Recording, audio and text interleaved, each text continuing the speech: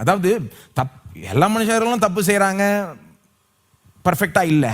ஆனால் அவ்வளோ பாடுகளை, யோபுக்கு எவ்வளோ பாடுகள் வந்தது உங்களுக்கே தெரியும். அவ்வளோ பாடுகளுக்கு அவர் தகுதி உள்ள விதத்தில் ஏதாவது தப்பு செஞ்சாரா? அந்த மனுஷனுக்கு அவ்வளோ பாடு வந்தது கரெக்டான்னு கேட்குறேன் நான். அது நீதி நியாயமா? அல்லது இப்படி சொல்லலாம், அவர் ஏதோ பாவம் செஞ்சு தான் அந்த பாடுகள்லாம் வரவழைத்துக்கிட்டாரா? அந்த தீமைகள்லாம் கிடையாது. அப்படி ஒன்றும் பெருசு தப்பு செய்யலையா அவர்? அப்போ அப்படி பார்த்தா யோபும் ஒரு நீதிமானாக இருந்து பாடுபடுகிறார், பவுலும் நீதிமானாக இருந்து பாடுபடுகிறார். ஆனால் ரெண்டு பேரும் பாடுபடுகிற அந்த விதம் வித்தியாசம். ரெண்டு பேரும் பாடுகளை சந்திக்கிறாங்க. ஆனால் யோபு கம்ப்ளைண்ட் பண்ணிக்கிட்டு அதை அவரால் இது பண்ண முடியல. பவுல் எப்படி சொல்கிறாருன்றாங்க, யோபுக்கே அப்படி பேச முடிஞ்சதுன்னா சில நேரங்களில் யோபே பயங்கர நம்பிக்கையோடு பேசுகிறார். இதெல்லாம் ரட்சிப்பாக முடியும்னு பேசுகிறார் அந்த இடத்துல.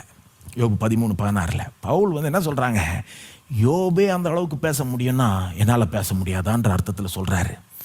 யோபுக்கு தெரியாதெல்லாம் எனக்கு தெரியும், யோபு பார்க்காதெல்லாம் நான் பார்த்துட்டேன், யோபுக்கு இல்லாத வெளிப்பாடெல்லாம் எனக்கு இருக்குது அப்படின்ற அர்த்தத்தில் சொல்கிறாருன்றாங்க. அது எனக்கு ரட்சிப்பாக முடியும். யோபின் காலத்தில் பாருங்க, ஒரு நீதிமான் பாடுபட முடியுமான்ற ஒரு கேள்வியே இருந்தது. நல்லவனுக்கு தீமை நடக்க முடியுமான்ற ஒரு கேள்வியே இருந்தது. அது எப்படி நல்லவனுக்கு தீமை நடக்க முடியும்? அவங்க ஃப்ரெண்ட்ஸ் எல்லாம் சொல்றாங்க, நீ ஏதோ கெட்டது செஞ்சிருப்ப அப்படின்றாங்க யோபை பார்த்து. நீ நிச்சயமா ஏதோ தப்பு செஞ்சிருக்கிற அப்படின்னு சொல்றாங்க. அதனால தான் இதெல்லாம் அவனுக்கு நடந்தது. ஏன்னா அந்த டைம்ல அப்படிதான் யோசித்தாங்க. ஆனா பவுலுக்கு தெரியுது, நல்லவங்களுக்கு கெட்டது நடக்க முடியுமா? நடக்க முடியாதுன்னா அப்ப இயேசு எப்படி சிலுவையில் அறையப்பட்டார்?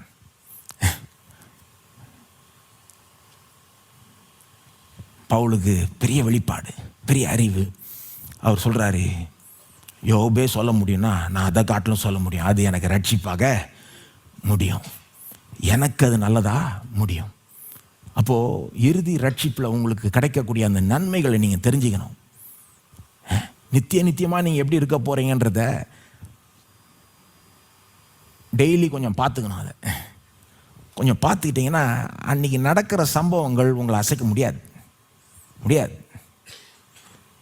நித்தியமா நீங்க நல்லா இருக்க போறீங்க, வெற்றிகரமா இருக்க போறீங்க, மகிமை உள்ளவங்களா இருக்க போறீங்க, ராஜாக்களா ஆள போறீங்க.